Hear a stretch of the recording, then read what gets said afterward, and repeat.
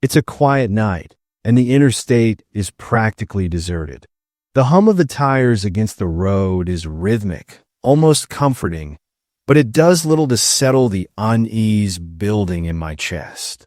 A sedan has been trailing me for miles now, matching my speed exactly no matter what I do. I tell myself it's nothing, a coincidence, maybe someone on the same route, but I can't ignore the knot forming in my stomach. After the third exit, I pull into a gas station, hoping to lose them. The lot is dimly lit, with one flickering fluorescent light barely illuminating the pumps. I step out of my car, glancing around casually, only to see the sedan pull into a spot across the lot. A man exits, holding a folded map. He's tall, his face partially shadowed, but his smile is friendly enough as he walks toward me. "You dropped this," he says, holding out an envelope. My name is written on it in bold, blocky letters.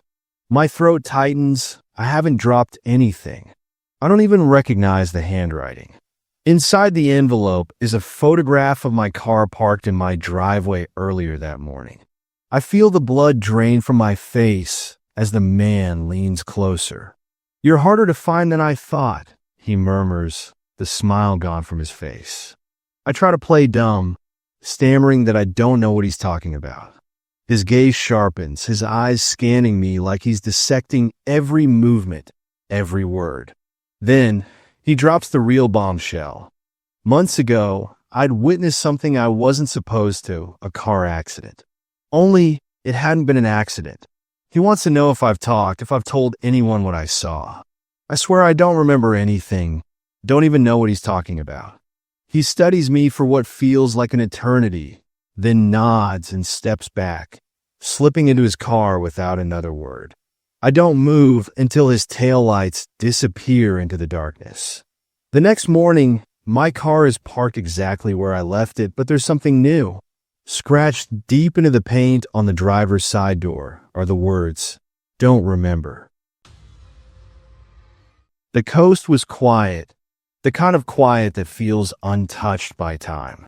I'd been driving along the winding cliffs when I spotted it, a stretch of pristine sand tucked far below the main road, hidden from view. The steep path down wasn't marked, but the idea of being alone with nothing but the ocean was too tempting to resist. The beach was perfect. The waves rolled in softly under the moonlight, and the air was cool with the faint scent of salt. I kicked off my shoes and walked the length of the shore, letting the solitude settle in. That's when I saw them. Two sets of footprints emerging from the water and disappearing into the thick tree line behind me. I froze, scanning the beach, but I was completely alone. My heart began to race as I followed the trail. It was irrational. I told myself they must belong to someone who left hours ago. Still, the sand looked freshly disturbed, and the prints were deep, purposeful. The path led me into the trees, where the beach's serenity vanished. The air was colder here, the shadows thicker, and every rustle of leaves made my chest tighten. After several minutes, I stumbled upon a small clearing with a campsite. A single tent stood next to a fire pit filled with cold ashes. Fishing gear leaned against a tree, and a journal lay open on a log. I hesitated before picking it up. The pages were covered in frantic handwriting, the kind that's scrawled by someone too scared to write neatly. Phrases like "they know I'm here" and "don't trust the Coast Guard" were repeated over and over. My hands trembled as I flipped the pages, trying to make sense of it. A voice behind me broke the silence. "You're not supposed to be here." I spun around to see a man standing at the edge of the clearing, half hidden by the trees. His clothes were ragged, his hair matted, and his eyes sharp with suspicion. He stepped closer, and I noticed the remnants of a uniform, torn patches and faded insignias. "They're watching," he said, his voice low and even. "From out there." He gestured toward the water. They'll come if they think you've seen too much. I stammered something about not knowing what he was talking about, but he ignored me. He grabbed the journal from my hands and tossed it into the fire pit. With a small lighter, he set the pages alight, watching as the flames consumed them. As I backed away, I saw it. A boat anchored far off the shore. Its lights were faint but unmistakable, and through binoculars, a crew seemed to be observing us. My chest tightened. Whatever this man was hiding, he wasn't paranoid. He was being watched. "Go," he said sharply, stepping between me and the tree line. "And don't come back." I didn't argue. I ran back to the beach, the crashing waves masking my footsteps, and climbed the path to my car. I drove until the cliffs were far behind me. But even now, the memory of the boat lingers. I don't know what I stumbled into that night, but I know I wasn't supposed to find it. The highway was eerily quiet as I pulled into the rest stop. It was one of those isolated ones, just a couple of vending machines under a flickering light and a small restroom shack. I hadn't seen another car in miles, and the silence felt heavier than usual. I just wanted a snack to keep me awake, something to break the monotony of the drive. The vending machine took my dollar without dispensing anything. Frustrated, I kicked it lightly, and to my surprise, a small envelope slid out of the slot instead of the candy bar. Curious, I picked it up. Inside was a handwritten note. "Stay until 3:30 a.m. for instructions." I glanced at the clock on my phone. It was 3:10 a.m. Normally, I would have ignored something so bizarre, but something about the rest stop's stillness rooted me in place. Against my better judgment, I decided to wait, keeping the envelope in my lap as I sat in the driver's seat, doors locked. At exactly 3:30, headlights appeared in the distance. A black van rolled into the lot, stopping near the vending machines. Two men in dark clothes got out, carrying a heavy duffel bag. They didn't look at me or the rest stop itself, just the vending machine. One of them placed the bag beside it, while the other scanned the area. I shrank lower in my seat, heart pounding, as they worked silently. After a minute, they climbed back into the van and drove off without a word. Once the lot was empty again, curiosity got the better of me. I stepped out of the car and cautiously approached the duffel bag. My hands trembled as I unzipped it. Inside were stacks of cash, more money than I'd ever seen in my life, and a small, basic flip phone. Its screen lit up as soon as I touched it. A single text message popped up, delivered to the coordinates inside. No police. I zipped the bag shut, my pulse racing. I didn't know what I just stumbled into, but every instinct screamed at me to leave. I carried the bag back to the vending machine, left it where I'd found it, and hurried back to my car. I'd barely driven 5 minutes when the phone started ringing. The sound cut through the silence like a knife. I didn't answer. A voicemail notification appeared instead, and against my better judgment, I listened to it. "You shouldn't have left it," a low voice said, calm but menacing. "We'll find someone else." I floored it, desperate to put as much distance as I could between me and that rest stop. Days later, I passed the same stretch of highway and decided to see if the bag was still there. But the rest stop was gone. Not just the bag or the vending machine. The entire lot had been cleared, as if it had never existed. It was a crisp, quiet afternoon when I decided to join a walking tour of a historic battlefield. The group gathered near a weathered signpost, listening as the guide introduced himself. He was a wiry man in an old-fashioned uniform, his face sunken but animated as he explained the history of the site. His words were captivating, yet he avoided questions, redirecting them with vague smiles and quick gestures. The battlefield itself was haunting. Overgrown trenches snaked through the landscape, and rusted relics of the past poked through the soil. The sun began to dip, casting long shadows across the terrain. That's when I realized the guide wasn't with us anymore. At first, the group assumed he'd gone ahead. We retraced our steps, but found no sign of him. Then someone pointed out an overgrown path leading into the trees. Reluctantly, we followed it, the silence between us growing heavier. After a few minutes, we stumbled upon a small bunker half buried in the earth. The door creaked as we pushed it open. Inside, the air was damp and stale, and shelves lined the walls, cluttered with old maps, notebooks, and black and white photographs. One of the photos caught my attention. It showed a group of tourists standing near a trench, but something about their faces seemed eerily familiar. Someone behind me gasped. They'd found a journal, its most recent entry dated with today's date. It listed all our names, along with details of the tour we'd just taken. My stomach tightened as I flipped through it. The entries grew stranger, describing events that hadn't happened yet, as though predicting our movements. Suddenly, the guide's voice broke the silence. "You shouldn't have come here."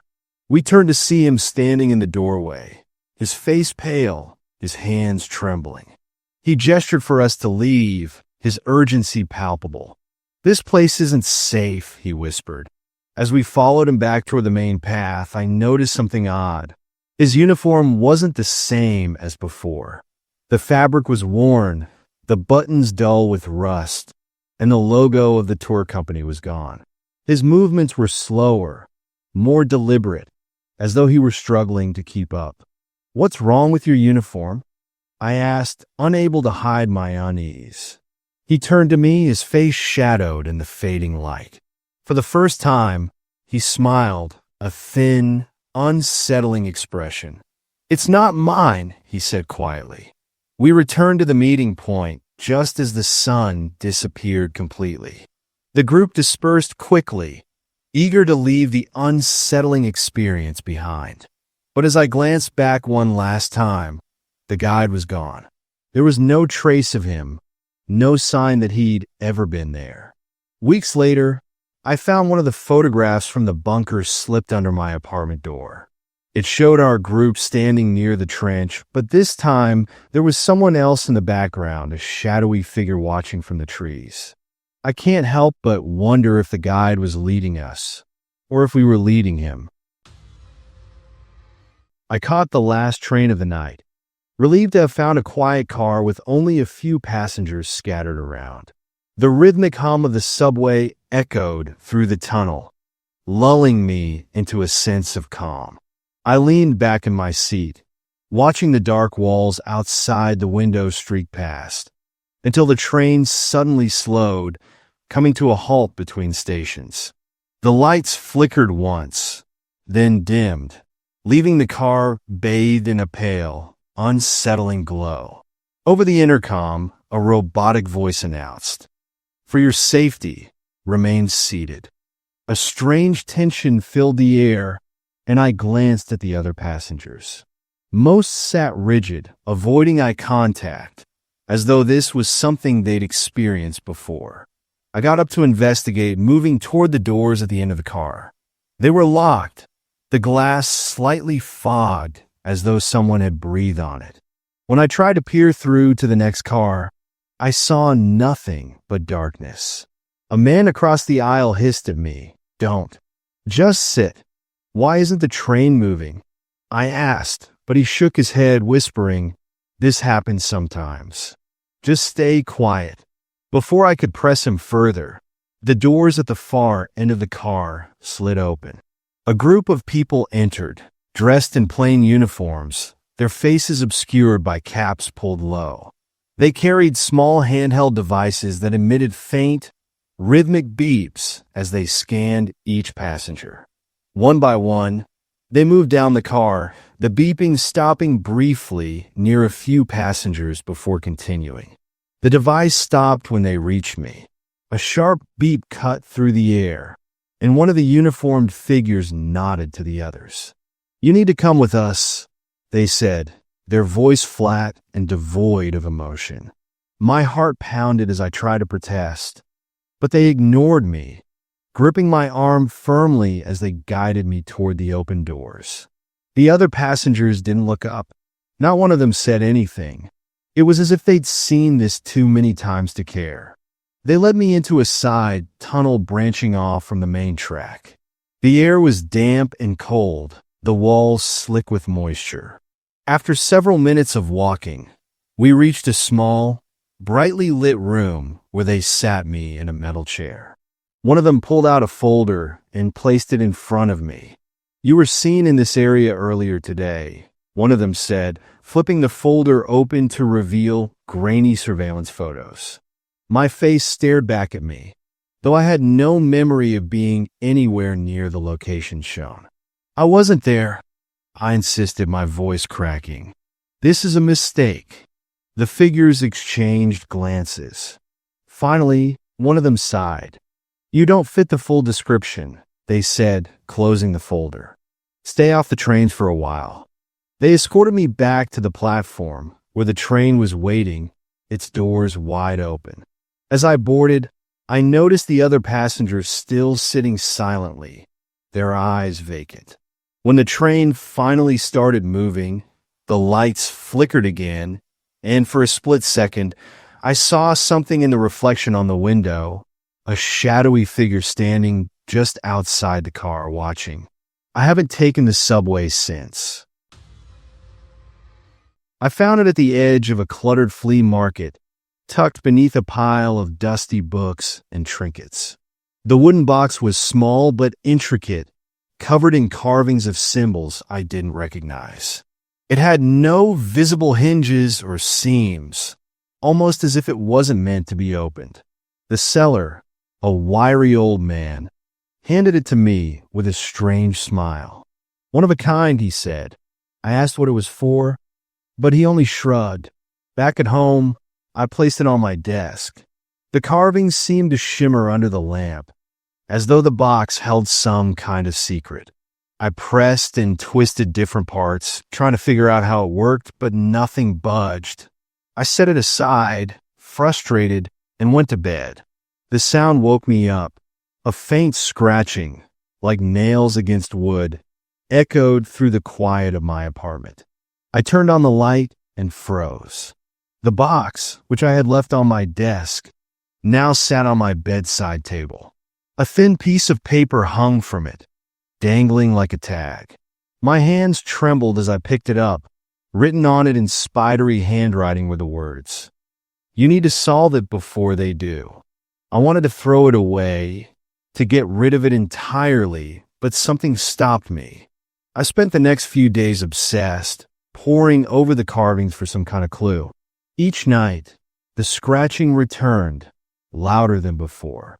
Each morning, the box was in a new place, on the kitchen counter by the front door, once even inside my closet. It wasn't long before I noticed them. Strangers loitering near my apartment building, their faces obscured by hats or sunglasses. One of them leaned against a lamppost across the street, his gaze fixed on my window. Another walked past my door 3 times in a single hour. One night, I spotted a figure standing just outside my living room window, their outline barely visible against the streetlights. My heart pounded as I slammed the curtains shut, but the scratching inside my apartment continued, relentless. The breakthrough came unexpectedly. I ran my fingers over the carvings, desperate, and felt a small section click inward. The box creaked, and a hidden compartment slid open. Inside was nothing, just a folded piece of paper. I unfolded it, my stomach twisting. "It wasn't meant for you." I don't know what I unleashed, but the strangers are no longer outside. They're closer now. I see shadows moving just beyond the edge of my vision. The scratching has stopped, but the silence is worse. The box is gone, but every night, I wake up with the feeling that it's still here, watching. I don't think I solved it in time.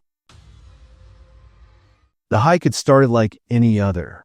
A crisp morning in the national park, the air fresh and the trails quiet. I'd planned a solo route to clear my head, picking a path that wound deep into the forest. It wasn't until I noticed the camera that the day took a turn. Strapped to a tree along the trail, the motion-activated camera was aimed directly at the path. Its lens gleamed under the sunlight, almost watching me. Curiosity got the better of me, so I opened the case and pulled out the memory card, slipping it into my phone. Most of the photos were of deer and hikers, typical for this kind of thing. But the last image made my blood run cold. It was a picture of me standing exactly where I was at that moment. I spun around, my heart pounding, but the trail behind me was empty. The silence was unnerving, broken only by the rustling of leaves in the breeze. I told myself it must have been a coincidence. Maybe someone had snapped the shot earlier, but doubt gnawed at me. I slipped the card back into the camera and continued along the trail, quickening my pace. An hour later, I spotted another camera strapped to a tree. This one was different. Its angle was higher, pointed directly at me. My stomach tightened as I inspected the memory card. The photos showed me again, but not just from today. There were images of me from earlier in the week, even though I hadn't been anywhere near this park. The feeling of being watched became unbearable. Every crunch of twigs underfoot felt too loud, every shadow too close. I decided to cut the hike short and head back to the car, but the path seemed unfamiliar now. The trees felt taller, denser, like they were closing in. I came across a third camera, this one broken, its wires frayed and its lens shattered. A red light blinked weakly on its side, as though it was still trying to work. Nearby, the ground was disturbed, like something heavy had been dragged through the dirt. I followed the marks to a small clearing where several more broken cameras lay in a pile, their lenses cracked and scattered like glass teeth. A noise behind me made me freeze. Footsteps, slow, deliberate, getting closer. I turned, but no one was there. The forest felt alive, watching, waiting for something. I sprinted toward what I hoped was the direction of the parking lot, my breath coming in ragged gasps. When I finally broke through the tree line and saw my car, relief washed over me. But as I fumbled with my keys, I noticed a park ranger standing nearby, his face calm, his uniform crisp. "Everything all right?" he asked. "Yes." I lied, trying to keep my voice steady. "Just had a strange hike." He nodded, but as I climbed into my car, I saw the faint red light blinking from a small device clipped to his jacket. I don't think the cameras were the only ones watching. By the time I arrived at the campground, it was already pitch black. The directions had been confusing, and I was too tired to care if I'd parked in the right spot. The site looked deserted, just a cluster of tents scattered around a clearing surrounded by tall pines. I set up my tent as quickly as I could, the only sound the rustling of leaves in the faint breeze. The stillness was almost comforting, but it carried an unnatural edge I couldn't quite explain. When morning came, the unease hit me like a weight. The tents around mine weren't just empty. They looked abandoned. Zippers hung open, belongings scattered on the ground as though their owners had left in a hurry. A few sleeping bags lay unrolled inside, with no sign of who might have used them. I walked from tent to tent, calling out, but no one answered. As I moved further into the woods, I noticed something strange. A trail of boot prints leading away from the campsite. The prints were deep, heavy, and deliberate, cutting a path through the undergrowth. I followed them out of morbid curiosity, my steps growing slower as the trees closed in around me. The trail ended at a pit, at least 6 feet deep and partially filled with trash. Old camping gear, broken lanterns, tattered backpacks. My stomach turned as I spotted a photo sitting on top of the pile. It showed a smiling couple standing by a tent, But the back of the photo was worse. Scrawled in shaky handwriting were the words, "Remember us." A branch snapped behind me. I turned to see a man standing just at the edge of the trees. He was tall and wiry, dressed in worn clothes with a battered backpack slung over one shoulder. His face was blank, emotionless, as he stepped closer. "This spot isn't for you," he said flatly, his voice as cold as the shadows around us. He motioned toward the abandoned tents, his expression unchanging. "You shouldn't have stayed." I stumbled back, trying to form a response, but he pointed to the pit. "Do you want to end up like them?" His tone didn't change, but his words struck like a hammer. I didn't wait to find out what he meant. I bolted toward the campsite, but the man didn't follow. By the time I reached my car, my hands were trembling so badly it took 3 tries to get the key into the ignition. When I turned the key, nothing happened. The car wouldn't start. I looked back toward the clearing, and the man was standing at the edge of the lot, watching. His face was eerily calm as he raised a hand, almost as if to wave. The air around me felt suffocating, and I abandoned the car, running through the woods in the opposite direction. I finally found a highway after what felt like hours, my legs scratched and bleeding from the underbrush.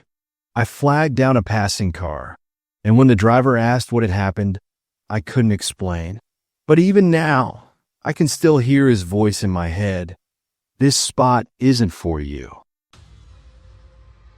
I found the ticket stub while cleaning out an old bag I hadn't used in years. It was faded and crumpled, with the name of a theater I had barely recognized. The problem was I couldn't remember seeing the movie. The date didn't jog my memory, and the theater had closed down years ago. Something about it tugged at me, though, so I decided to drive by the location. When I arrived, I expected to see an abandoned building, but instead, the theater was lit up as if it were still in business. A handwritten sign taped to the front door read, "Final screening tonight." I hesitated, staring at the familiar marquee, glowing under the night sky. Against my better judgment, I pushed open the door and stepped inside. The lobby was empty, its floor coated in a thin layer of dust. A popcorn machine hummed faintly in the corner, and the faint scent of butter hung in the stale air. A man in a tattered uniform appeared from behind the counter, his expression blank. He handed me a bag of popcorn without a word and gestured toward the single screening room. Inside, the theater was pitch black except for the flickering glow of the screen. I picked a seat near the back, trying to make sense of what I was doing there. The film started almost immediately, the sound distorted but recognizable. My stomach turned when I realized what I was watching. It was footage of my apartment. The screen showed me moving through my daily routine, making coffee, sitting at my desk, even sleeping. The camera angles were impossible, like someone had been watching me from inside the walls. Then the scene changed, and the camera panned to my bedroom. I froze as the film showed a man standing over my bed while I slept, his face obscured by shadows. I bolted for the exit, but the usher was standing in the doorway. "Stay until the credits roll," he said, his voice monotone. His eyes didn't meet mine, and he didn't move, blocking my path. I backed away, trembling, as the screen flickered again. The final scene was worse than anything before. It showed the theater itself, the very room I was in. One by one, the camera zoomed in on the seats, lingering on each empty row, until it stopped on me. My own face stared back at me, pale and wide-eyed. Above me, in the shadowed balcony, a figure loomed, watching. The film ended abruptly, the screen fading to black. The usher stepped aside, finally allowing me to leave. As I stumbled into the lobby, he pressed a fresh ticket stub into my hand. It was identical to the one I'd found, down to the faded ink and creased edges. "Keep it safe," he said. It's your turn to pass it along. I didn't look back as I left, but I can't shake the feeling that someone or something is waiting for me to return. The ticket stub sits in my desk drawer, but I'll never touch it again.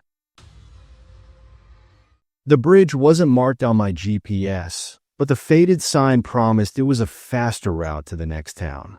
The road stretched ahead, a narrow two-lane span suspended high above dark water. My headlights illuminated only a few feet in front of me, and the faint outline of guardrails glinted in the distance. The bridge seemed endless. The city lights I'd seen in my rearview mirror grew fainter until they disappeared entirely. My GPS began to glitch, the map spinning wildly before freezing on a blank screen. I checked my phone for a signal. Nothing. A creeping unease set in as the road ahead remained impossibly long, the edges of the bridge swallowed by the night. I stopped the car and stepped out, the cool air biting against my skin. The only sounds were the faint hum of my engine and the soft whistle of the wind. When I turned around, my stomach dropped. The bridge behind me was gone. Where there had been solid pavement moments ago, now there was only empty sky and the dark expanse of water below. Panicking, I climbed back into the car and started driving again, faster this time. My headlights cut through the darkness, but the bridge seemed to stretch on forever. Signs began to appear, their messages cryptic. Keep moving and don't look down. The guardrails grew more rusted and bent, as though something had clawed at them. My knuckles turned white as I gripped the steering wheel, forcing myself to focus on the road. Up ahead, I spotted a figure standing in the middle of the bridge, waving a flashlight. I slowed down, rolling the window down cautiously. It was a woman, her face pale and drawn. "Turn around," she said, her voice urgent. "They're waiting ahead." "Who's waiting?" I asked, my heart hammering. She stepped closer, her flashlight flickering. "You don't want to find out. Go back if you still can." Before I could press her further, headlights appeared behind me, blinding and too close. A second car barreled down the road, honking insistently. The woman stepped away, disappearing into the shadows as the car behind me honked again, forcing me to move forward. I drove on, the other car tailing me, its lights bearing down on my bumper. The signs grew more ominous. No exit and turn back. The bridge began to shift beneath my tires, creaking and swaying as though it were alive. Finally, the road ended abruptly at the edge of a cliff. There was no town, no highway, just the ocean stretching endlessly under the moonlight. The car behind me skidded to a stop, its driver stepping out, a man I didn't recognize, but his face was unnervingly calm. He didn't speak, just pointed back toward the bridge, now vanishing into the mist. I don't remember how I made it back. The bridge never appeared on my GPS again, and no map marks it. But sometimes, on lonely drives, I see faint headlights in the distance, always following. And I know if I turn back, I'll find the woman waiting for me again. If you've watched the whole thing, please go to my other videos and subscribe. Merry Christmas to all.